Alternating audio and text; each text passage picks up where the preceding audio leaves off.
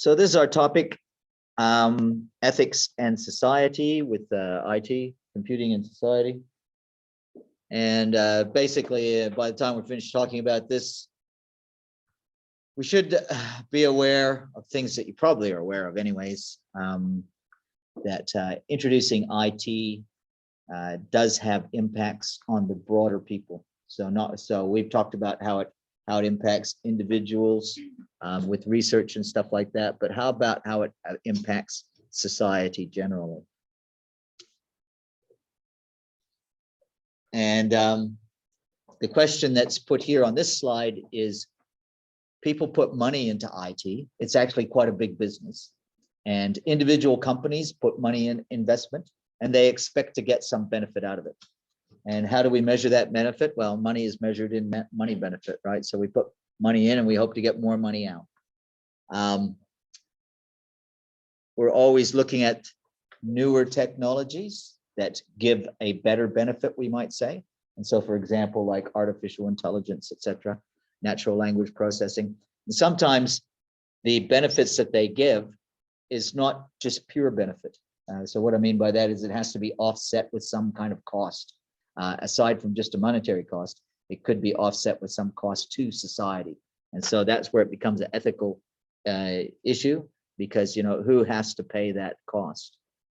It could be a cost of losing their job or having to have a different kind of a job. It could be a cost to the environment generally. It could be a cost, a financial cost.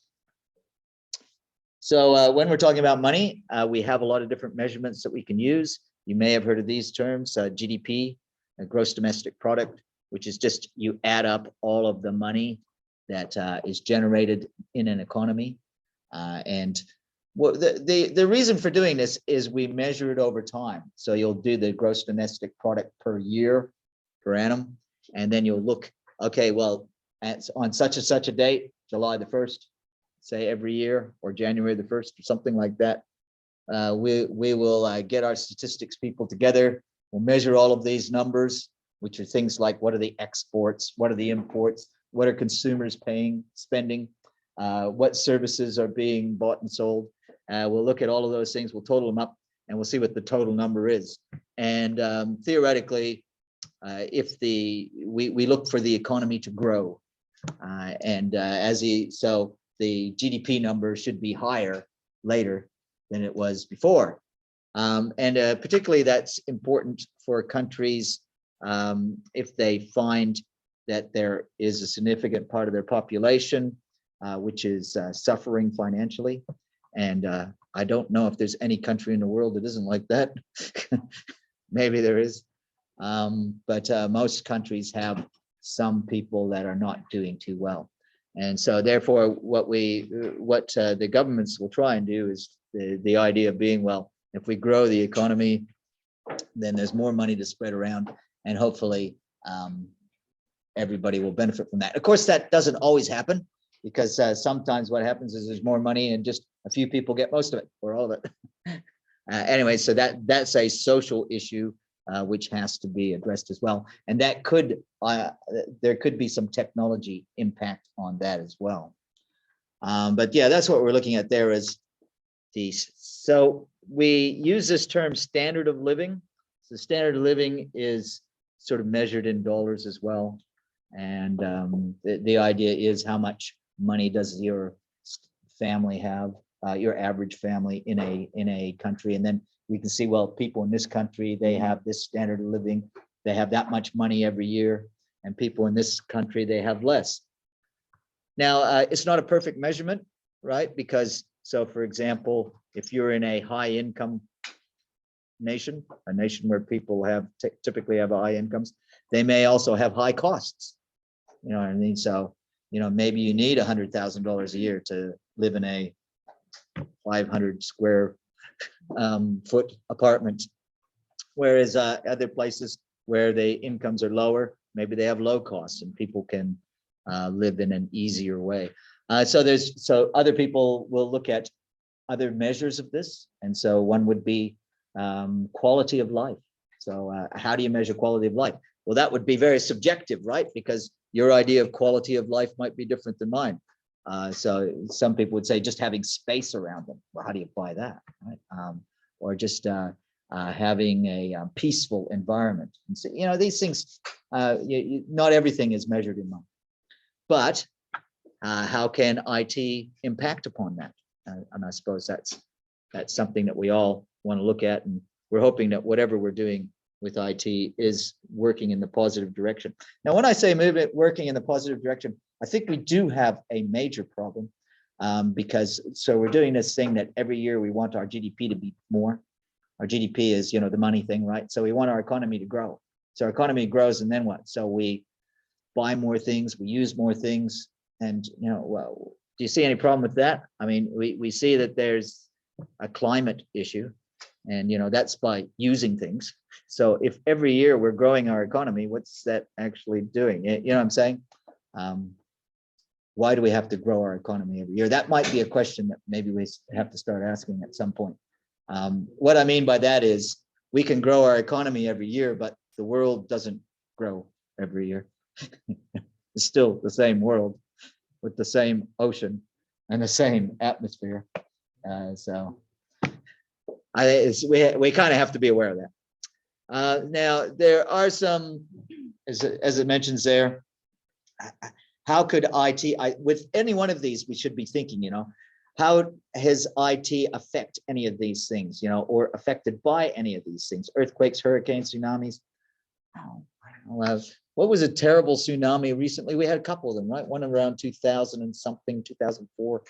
That tsunami really made a big problem for Sri Lanka. I remember that one coming. And a lot of places in the Indian Ocean. But there was another one that hit the nuclear power plant in Fukushima. You might remember that. I think that was like 2013. So that was a problem in nuclear plant. I mean, they're still dealing with that. I mean, there is nuclear radioactive material that's leaking into the Pacific Ocean there. Some people say that's a big problem. But you might ask, well, so this is where we've got to with our industrialization, if you know what I'm saying, right? So why is the nuclear plant there? Well, because they need power. Well, why do they need power? Because their economy is growing, right? Anyways, I shouldn't point the finger at Japan like that, though, because like since 1997, their economy hasn't really grown that much. And they don't have they certainly don't have a growth in population. Their population is actually projected to drop. That's Japan. Awesome place. Right, so we would use IT to increase what we have this term here, productivity. So productivity is just a fancy word, just means that for a certain unit of input, we get a unit of output, which we can measure. So again, we tend to measure these things on a per annum basis. So what was it last year? What is it this year? Hopefully the number is good. So productivity would be, so in terms of labor productivity, for how much we're paying our workers this year, how much output are we getting in terms of whatever goods or services that we have in our business? And so what we want is we want to see that improve. Can IT help that? Absolutely. That's what people have been using IT for the last like 60, 70 years. So there's we can do scaling, scale up activities. You know, we perfect an activity, we automate it, and then we scale it up to push through an entire organization or even through the world, and we can reduce a lot of workers that way. Then you might say, well, why is that a good thing? A lot of workers, less salaries, more productivity. You know, that each worker is producing more because they're using IT to leverage what they're doing. So innovation just means to introduce some new idea, something that is hopefully better than what we had before. Innovation doesn't always have to be a good thing, but yeah, generally we think of it as a positive thing, that we're bringing in some new idea. And certainly in IT, I think that if you look back over the last 50 years, you'd have to say IT has changed the world hugely. And like every year we're getting some new innovation. Now, Raghib was just mentioning now we got Windows 11 on our machines. Is that right? Is that what you saw? So that there's some innovation there. You might not think it's good. I don't know, but it is an innovation. There will be some things there that have been designed to make some people's lives easier, maybe everybody's life easier. And so innovations, I mean, the stuff we do with computers now, just so seamless, right? And so easy, like what we do on our phones. We're chatting with people on the other side of the world. We're sharing photos. We're watching videos. We're doing all kinds of business, shopping. It has made life easier. Definitely, there's been productivity changes. All of those things that I mentioned were innovations, right? And different ways of using the information technology to hopefully get it better. Now, the red in there, that is the downside on this, is that people will find that computer systems can do a job that you used to do before. So maybe that job that you have to kind of keep looking over your shoulder, because maybe a computer system could replace you.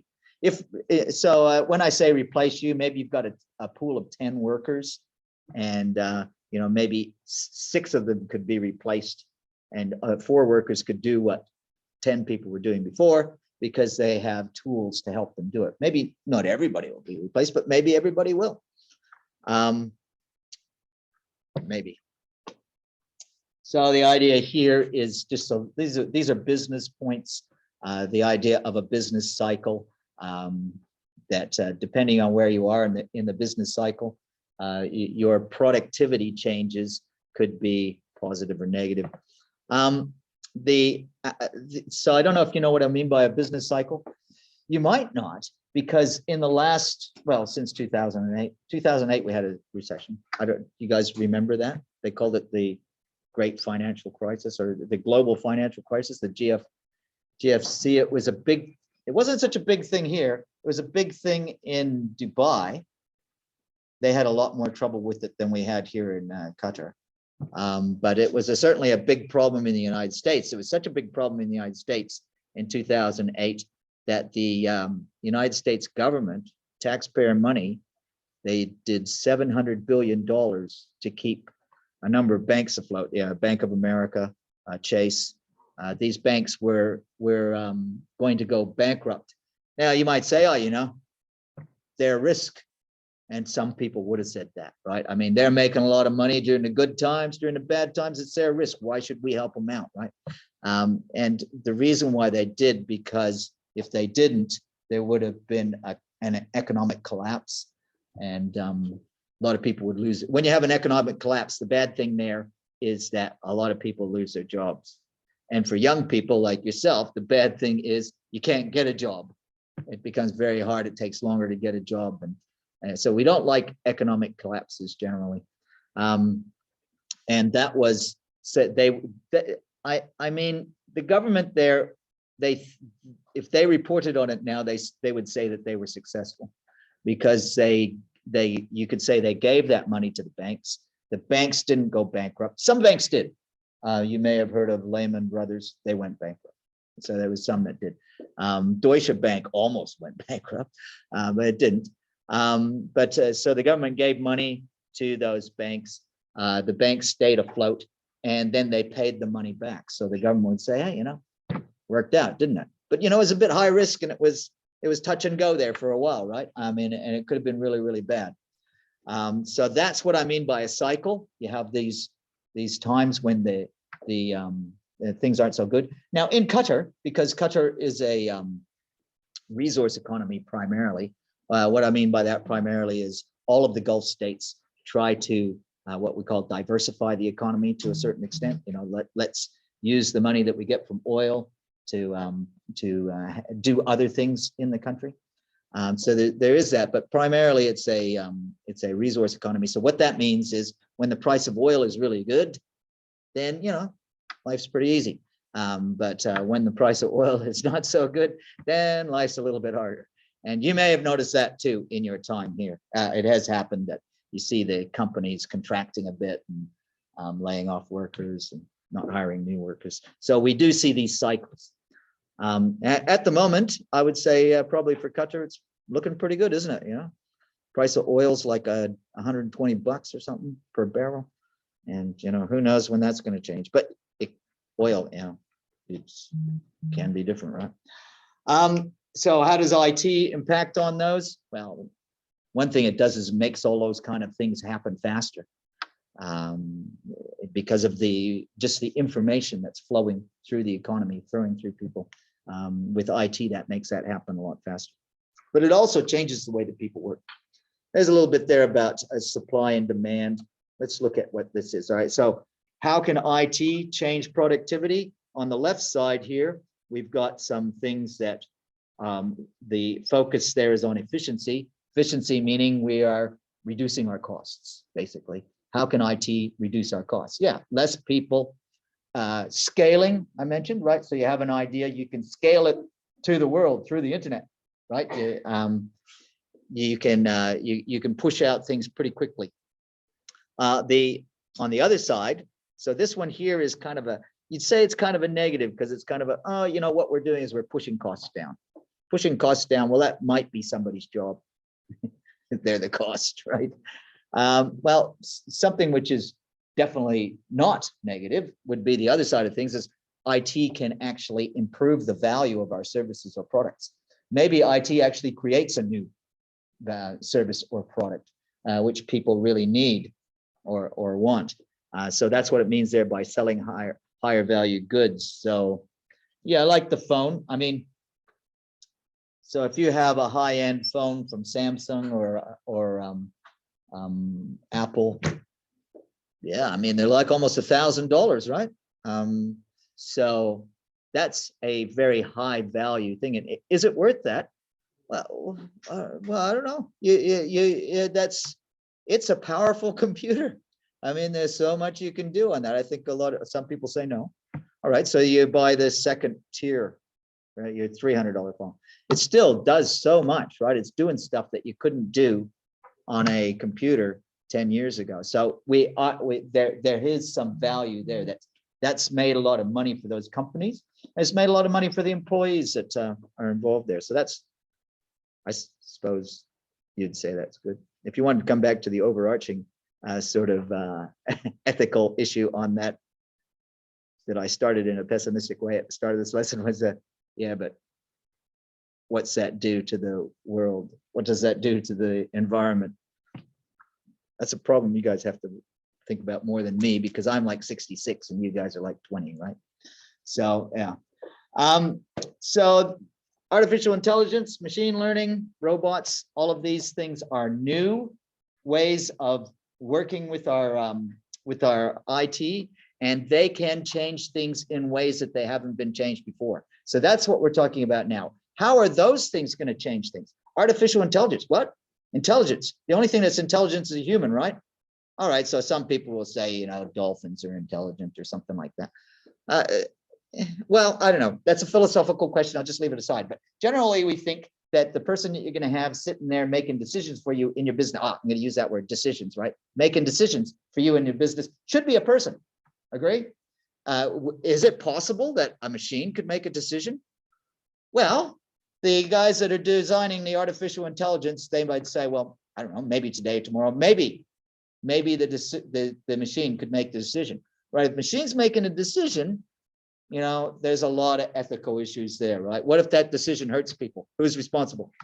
All right, you know, if we don't need decision makers in our economy, they tend to be the higher paid people, aren't they? Right. So we pay them to make decisions because decisions are hard to make decisions, hard to make good decisions and implement good decisions. If you got a computer program that can do that, where are we all going to be? You know, are all the good jobs going to be done by computers? So you have to sort of think about that. And robots. Now, robots are a little bit different, right? So robot, I think you could say you get a pretty good use out of them because they can do stuff which is dangerous or boring, right? So like they're in the car factory painting the car. Who wants to do that? Well, I don't know. If you pay somebody $40 an hour, they probably want to do that. And that's what they used to get, I think. But a computer can do that. A robot can do that better than a person and doesn't cost $40 an hour. So all that good job, right? All those people had those nice houses and they never went to university. You know what I mean? All they did was go to the factory and yeah, that's gone. That's gone, right? So where are those people now? I mean, I don't know that I'm happy about that. I don't know what you have to think about that. You know, that was a good life for you had a huge middle class of people just doing this kind of work, and it's going to be a robot. But yeah, that was dangerous. You know what I mean? You breathing in all those fumes. You want to do that? It also can be used by the military robots, and so we have autonomous drones. You know, they got shot down, nobody cries, right? Actually, they're actually really happy when it gets shut down, right? Because then they put in another order for the people who made the drone, and somebody gets richer. Yeah, shoot them down, right? Shoot that one down. Shoot that one down too.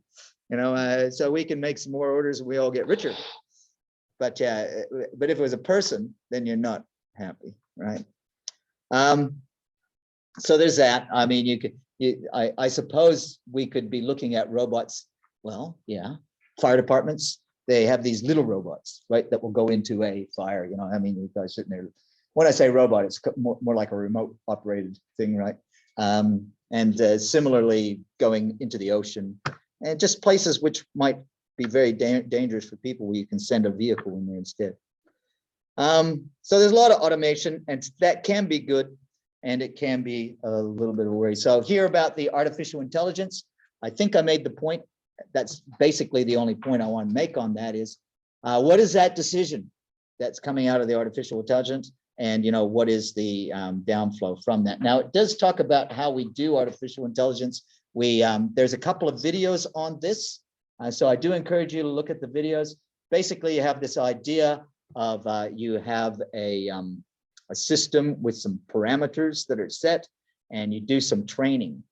You train, you get a bunch of data, and you put it into this system, and it will spit out some recommendations, and then you adjust the parameters, and then you try it again, and eventually you get the computer system is giving you recommendations which you think are correct.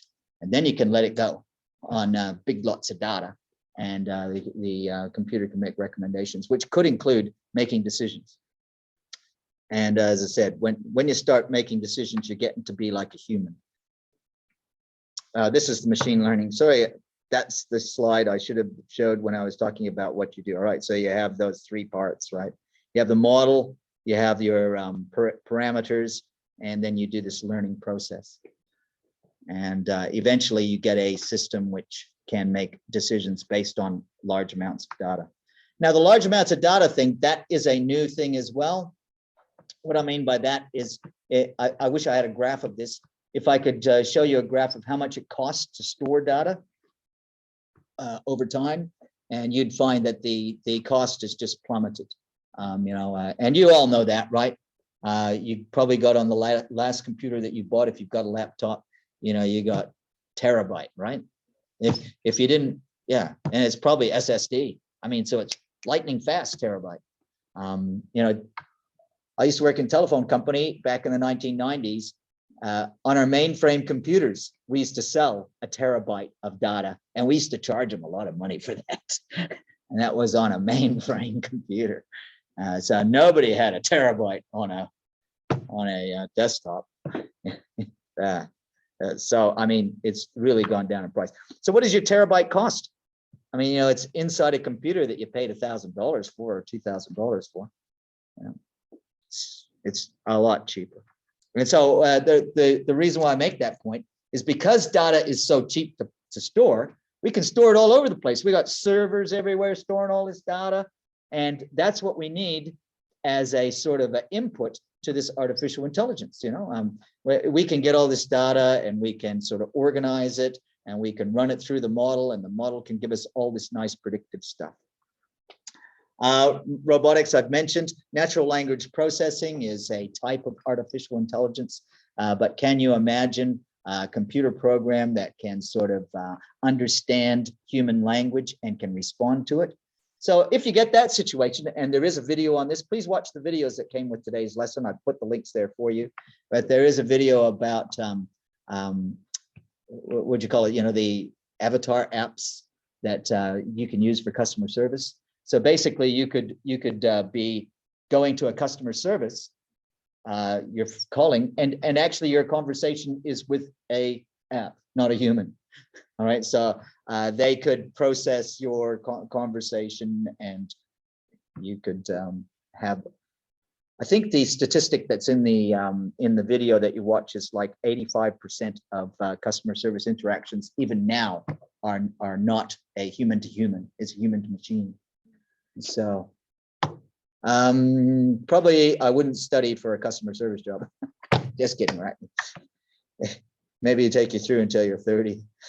So the other thing here is about the control, and this is where we get into the scary stuff, I suppose. Some people say that when we talk about sort of culture and societies and things like that, we have our technology, which is what we're talking about in this thing. We have our engineers, and they have a certain way of thinking. And then we have our artist type people, and they have a different way of thinking. But what is noticed over time is that the artist people seem to be a bit ahead of the curve on the changes that are happening to society.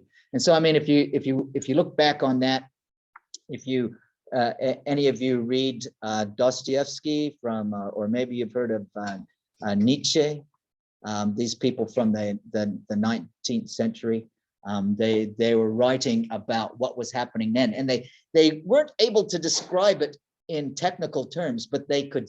If you read what they wrote, you'd realize that they were kind of like saying what's going to happen.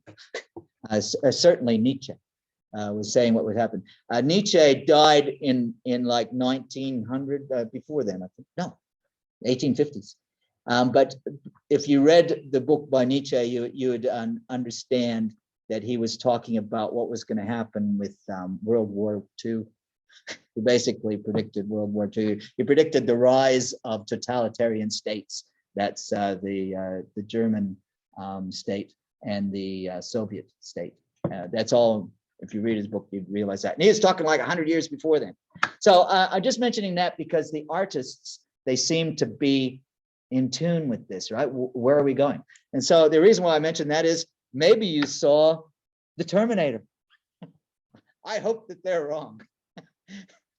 The people who are smiling, they have seen the Terminator. Yeah. So the idea of the Terminator is that the machines became artificially intelligent, as they would, and they had no control over them. And the machines kind of recognized that, these people, they're not doing a great job, and would they be wrong? I don't know. I think people are awesome. I think they're much better than machines, but maybe a machine might have a different idea. All right. So, and in the Terminator movie, the machines sort of make this decision that, those people, they're just messing it up for us, us machines, we're in danger because of those people. So we better do something about it. And yeah, then we got Schwarzenegger, right? I'll be back. Because he had to come back and get rid of the machines. So many issues, and this one we've already spoken about a bit. The issue previously is, could machines be dangerous to humans? Yeah, maybe, as I said, they become aware now. In one of the videos that you'll go and watch all those videos, there's a video there, and it talks about Asimov's 3 rules of robotics. And basically the 3 rules of Asimov sort of came up with these rules. If you're going to have a robot, you have to have 3 rules. The first rule is, I can't remember. I think the first rule is that the robot can't do anything to injure a human, can't hurt or kill a human. And then the second one was the robot can't do anything to, I don't know. The last one, the robot should not do anything to harm itself unless it disobeys rules 1 and 2. So rule 2 is kind of similar to don't hurt a human. It's just basically like that. So if Asimov's rules, the idea is that it has to be in the computer program that's running the robot. So that when the robot goes to do something, if it realizes it's going to hurt a human, it has to not do it, even to the point of self-destruction. So that was not the case in the Terminator. Yeah. Privacy. Yeah, people can be hurt by the loss of their privacy, and we've already talked about that before. Now, the problem with the privacy, and we'll get to that at the end here when we get to the IoT, Internet of Things. If you have lots of sensors everywhere, how protected is that data on that sensor? And so, you know what I mean by the IoT? You could have sensors gathering data everywhere, right? You know, on all your clothes, every door that you walk through, you know, everybody else's mobile phone, you know, on your light bulb, you know, on your fridge, and it's gathering data, right? Well, where's that data going? How protected is that? Okay, so I jumped ahead on the slide, but that was, I think that was a big issue with the privacy. Massive unemployment. Technology causes unemployment. Agree or don't agree?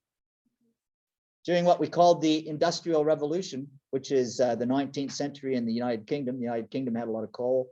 It converted that coal into machines, and there were a lot of people that were living in the little towns that they were artist type people, and they would come out and they would break the machines. They called them the Luddites. The particular machines that they would break were the looms that they used to make cloth. So that was a big thing in Northern England. And so we're talking about 150 years ago, there were people saying, these machines are taking away our jobs. We had a good job, and now those machines are doing it. So what they do, they go and broke the machines, right? And, you know, had kind of like a mini revolution there. The other thing that you could do if you went to Detroit, have a look at the historical photos of Detroit, Michigan, in the United States. Used to be like one of the most wealthy cities in the United States, you know, beautiful houses. In the 1950s, people without any university education, just regular people, as I said, they're there spraying a car, you know, and they're living in a nice house, having a nice life, one income, you know, dad's working, mom's at home, everybody's happy, they're playing baseball, you know, they're just having a nice time. They're not there anymore, but the robots are. You know what I'm saying? If you go to Detroit, the city's kind of empty now. So yeah, it was this. A lot of those people that I said, yeah, I mean, they're good people, but they didn't have a university education. There wasn't much else they can do. And now the factory is run by robots, mostly. Bias and inequality. The idea here is particularly to do with artificial intelligence. If you got a computer system which tends to sort of favor a certain, perhaps a minority or a majority of people to the detriment of others, to the harm of others, then that's something that you have to watch. Now, this has been sort of suggested because artificial intelligence, so for example, if you're in your Facebook sort of algorithm that you've got, which is going to point to something, if all of the input that you did there, that you used for it, was a particular demographic group. So let's say in the United States, it was only white people like me, right? So then you might say, well, other people, they're not represented in that, right? And so they're not getting a fair deal. And actually that has come up as an issue that was mentioned by Facebook. Facebook had some algorithms that were doing that, and then they said, oh, better not do that. And so they sort of take that back and look at it in a different way. I've already mentioned this as well. If you got a computer that's making a decision, then who's responsible? Got a car that's driving down the road autonomously, it is making a decision. Now, how does that work? And again, look at the videos and look at the links in there. There's a link there about the idea is crash ethics, but I think it's on a later slide, so I'll leave it until we get to the later slide. But the idea is if your car is going to crash and somebody has to die, how do you choose who it is? That's a hard one, right? We'll talk about that in a minute too, right? So are there some decisions that the artificial intelligence should never make? Yeah, maybe like that one. Maybe that would be a one that a human should make. Yeah. So ethical issues. So in different industries, the use of technology is going to be different. We talked about in the United States, they have this HIPAA thing for protecting information about health. So that's pretty well protected, and people have everybody seems to understand that needs to be protected.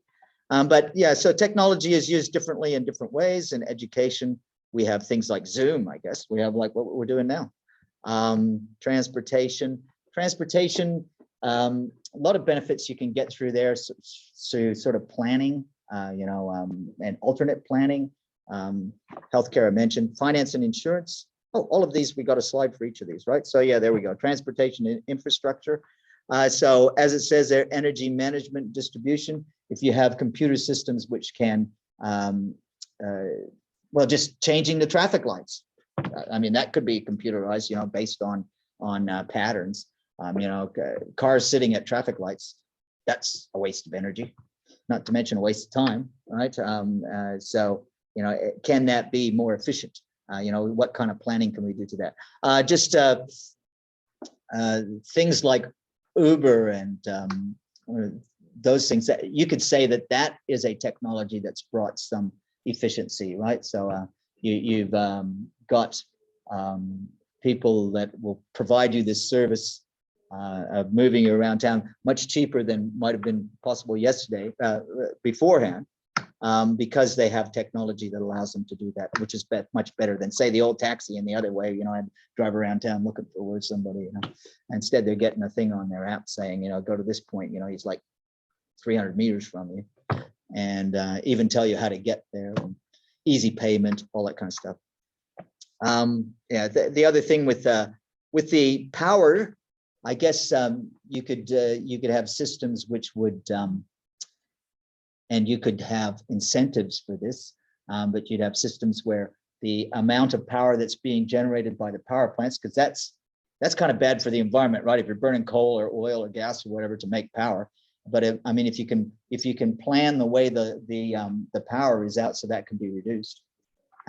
So very large power using things could be turned online when there is less use of power. So like factories, using a lot of electricity, you could have some incentive for them to not do it during peak times, that type of stuff.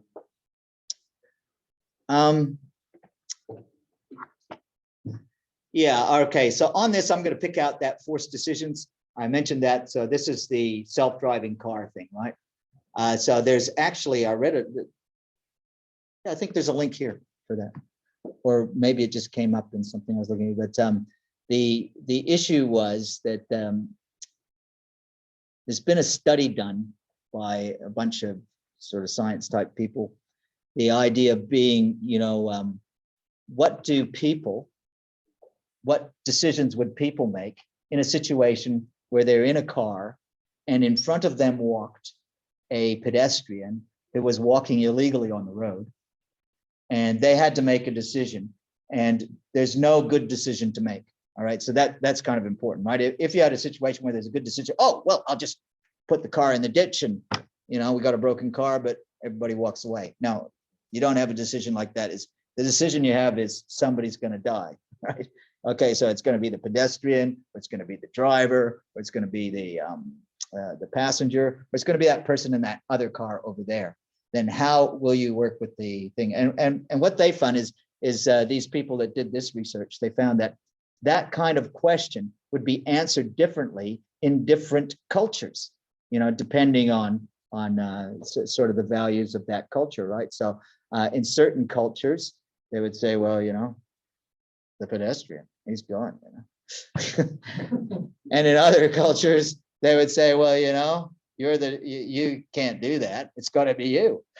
And you could sort of think about that for a while and see. So the problem with that is, so now we're going to program that into the car. Which one is it going to be, right? Are we going to go with those guys that say it's going to be the pedestrian? Or are we going to go with these guys that say it's going to be the driver? Or are you going to go with some other guys that say it's going to be the car over there, totally innocent? I don't know. Probably what you'll come up with is I probably just should have stayed home, right? but you can't. That's not one of the options. So what do you put into the computer? So I mean, you could put into the computer program, illegal pedestrian crossing the road. Yeah, we hit them, man. Over the boot. Right? We'll design the car so they just skid off the top, right? You could do that. But some people wouldn't agree with that.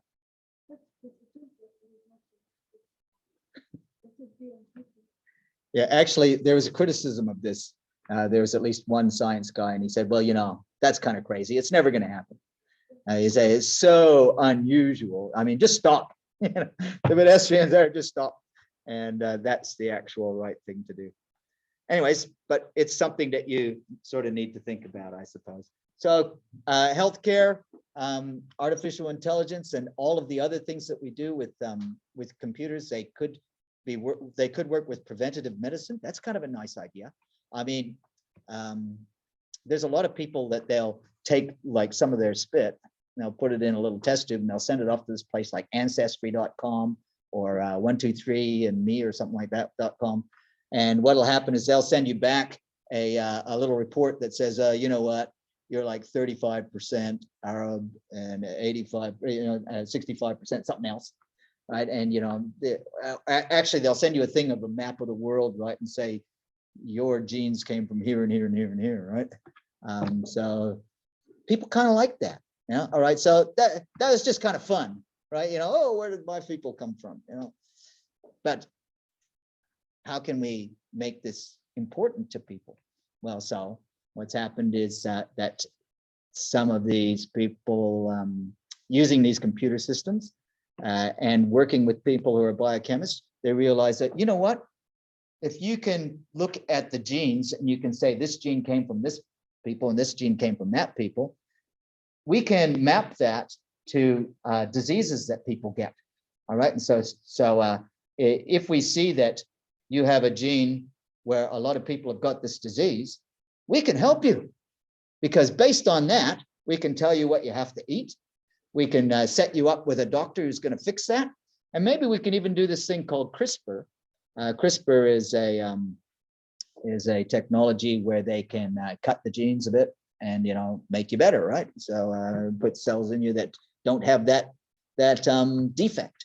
So so that would be interesting, right? If you kind of guessed, but you weren't sure, because some people in your family, they died of a heart attack, right? And so, hey, you like to do this now, right? I don't want to die of a heart attack. So how likely am I? Did I get the good gene or did I get the bad gene? That's basically the thing, right? And you send it off and they say, no, you got the good gene, don't worry. Great. I'll just keep on eating my, my steak sandwiches or cheeseburgers, right? But instead they give you the thing that says, hey, you know what? You got the bad gene. So you should start doing this. Maybe you should walk every day, and you should watch your weight. And there's a lot of things that they might tell you that it's going to help you so that you live a little longer. Wouldn't that be cool? Yeah, maybe. So we come back to this thing, right? The decision being made. If the computer system's making a decision and it's sort of looking at the data and it's saying, well, you got such and such, we have to replace your liver or something. It turns out it was wrong and you died on the operating table. Who's responsible, right? The inequalities in patient care. I don't know if I'm going to go there. Finance and insurance, I kind of talked about that. I like the idea of the insurance, right? So insurance, you can do insurance the simple way, or you can do it the trickier, harder way, but potentially a lot more profitable way, right? So if you're running a business, you like the profitable way, right? So, I mean, you could have a government which sort of says, well, you know what, everybody's going to pay 4% on the value of the thing, and that's the insurance rate. That's fine. You figured that out. You can make profit out of it. Or you could have something which was less regulated, and then you're going to look at it and you're going to say, well, this person's come to me and wants to buy an insurance policy. Am I going to make a profit out of them or not? Maybe I am, maybe I'm not. Well, how am I going to find out? I need a lot of statistics. Maybe that's going to break their privacy. I need a lot of statistics, and based on those statistics, I'll know if this is a good idea or not. So they call that actuarial, and it's very mathematical.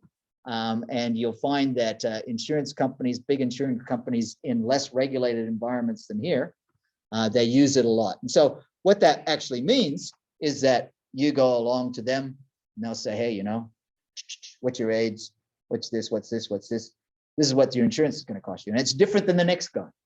Everybody gets a different premium. Everybody gets a different insurance. How many accidents have you had? This kind of thing. It's different. Everybody gets a different one based on all this mathematics they can do. And they make a profit. And, some of their customers are happy because they get a very cheap insurance. Some of the customers not so happy because they got a very expensive insurance, but at least the company's making money, right? So one of the insurances that people sell, insurance companies sell, is health insurance.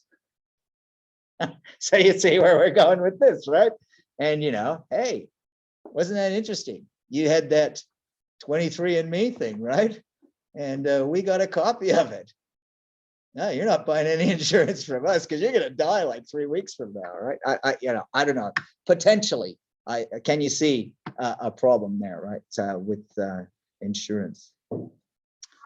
Yeah. So the other thing there is, as I said, there's a lot of information in there. What if people are getting access to that and hacking it? A large amount of money involved in insurance, and I mean, we all need insurance. And so, yeah. Oh, what about law enforcement, defense? I think this came up in a previous lesson, right? If you're driving down the road, the policeman, and this is in Qatar too, from what I understand, you're driving down the road, the policeman pulls you over, gets out of the car. Maybe the policeman sits in the car for a minute before he gets out of the car, maybe not. But they get on their thing, they can either enter into their computer or they got an image of your plate. And based on that, they already know who owns this car. Is it registered? Is it not registered? This type of stuff, right? So they can come and, if you're not, anyways, that could be an issue, I suppose. What about, could they actually use facial recognition to tell and find somebody walking down the street? Maybe. They say they do that in China. Okay, so now these other things, so you could use that, and that's pretty high technology to sort of just look at random people's faces in the street and then say, oh, there's so-and-so, there's a warrant for them, send somebody to go and get them. I suppose you could do that. These other things are a little bit different. Detection of financial fraud and gathering personal, let's just look at the detection of financial fraud. That would be this getting a whole lot of data and then running your artificial intelligence over the data, and then it would have alerts, right? This is unusual activity, and because of this unusual activity, we should look into that. Yeah, so big computer systems could work with that.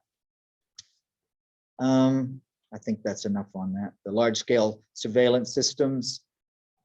What are they doing here? I think what they're doing is they drop out these little drone things which have got sensors on them, and then the sensors are sending back information to the base plane, and so that could be recording movement of people or whatever. So, so the bias issue, even aside from computers, the bias issue, there's a big issue in the United States there. They talk about profiling. I don't know if you ever heard of that, right? So basically, people will get really upset if they think that the police stop them just because they look different. You know what I mean? So that would be called profiling. And you could say, well, the police have a bias, and that they're pretty strong against that now. Yeah, the police can't do that. But what if you had it built into a computer system? So I don't know. So I think I've sort of kind of almost mentioned this with the Facebook thing, right? The Facebook thing, it's depending on how you train the data, you might come up with a solution which is a bit skewed and maybe doesn't represent reality as much as you thought it would. Now, I like this idea of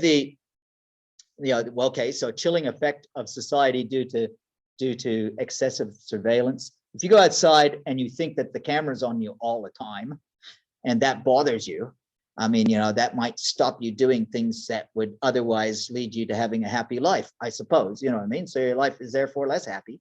And so that's not good.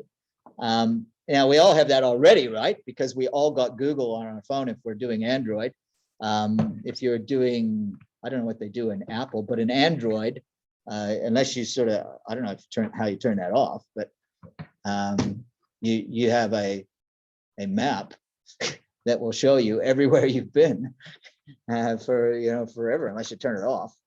So you are being surveilled. And also, I mean, if you go back to what Ed Snowden was saying, if you remember some videos from a couple of weeks ago, you know, he's like, he was taking the camera out of his phone, right? Taking the camera and taking the microphone out of his phone, because he said, you know, everything that you can do on the computer, on your phone, you know, somebody else can hack into it. Somebody else, he was referring to the United States government, could hack into it, and then they could listen to everything you're doing.